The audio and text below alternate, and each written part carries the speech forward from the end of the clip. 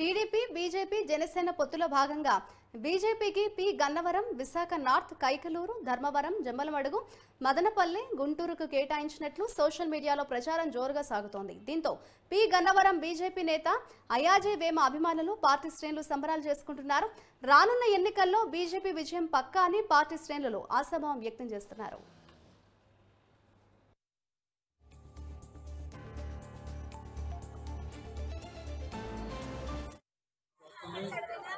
ఈ కోనసీమలో అత్యంత ప్రతిష్టాత్మకమైనటువంటి పుణ్యక్షేత్రాలు బిల్లేటూరు గ్రామానికి సంబంధించి ఈ పరిసర ప్రాంతాల్లో ఉన్నటువంటి ఏకాదశి రుచులు భారతదేశంలో ప్రభుత్వం గుర్తించి గత రిపబ్లిక్ దినోత్సవం రోజున ఒక శకటం ఏకాదశి రుచుల కోసం ఏర్పాటు చేసినటువంటి అత్యంత పవిత్ర పుణ్యక్షేత్రం బిల్లేటూరు ఈ పరిసర గ్రామాలు.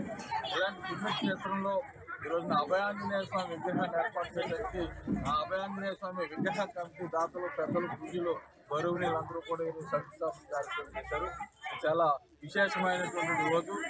ఇక్కడ ఆంజనేయ స్వామి యొక్క విగ్రహం ఎక్కడైతే ఉంటుందో ఆ చుట్టూ దుష్ట శక్తులు సంచారం చేయమని చెప్పినటువంటి ప్రచారం ఉంది. దీంతో విగ్రహంతో పాటు బస్ షెల్టరు, ఈ దేశ స్వాతంత్రం కోసం విశేషమైన గుర్తించినటువంటి మహాత్మా గాంధీ గారిది, ఎన్టీ రామారావు గారిది ఇక్కడ విగ్రహాలు పెట్టడానికి కూడా కమిటీ వాళ్ళే ఉత్సాహంగా ముందుకు వచ్చినటువంటి వాళ్ళ ప్రత్యేక అభినందనలు. ఏంటంటే ఇది ఆంజనేయ స్వామి యొక్క విగ్రహం ఏ మారుమూల ప్రాంతంలో ఎక్కువగా యాక్సిడెంట్లు జరుగుతుంటాయో, ఎక్కడెక్కడైతే ఈ ప్రాణాలు పోయేటువంటి ప్రమాదకర పరిస్థితులు ఉన్నాయో సిద్ధాంతులు, వేదాంతులు ఈ ప్రాంతానికి సంబంధించి పీఠాధిపతులందరూ కూడా ఆ ప్రాంతంలో ఆంజనేయ స్వామి విగ్రహాలు పెట్టాలని చెప్పేసి ఆదేశాలు ఇవ్వడం జరిగింది.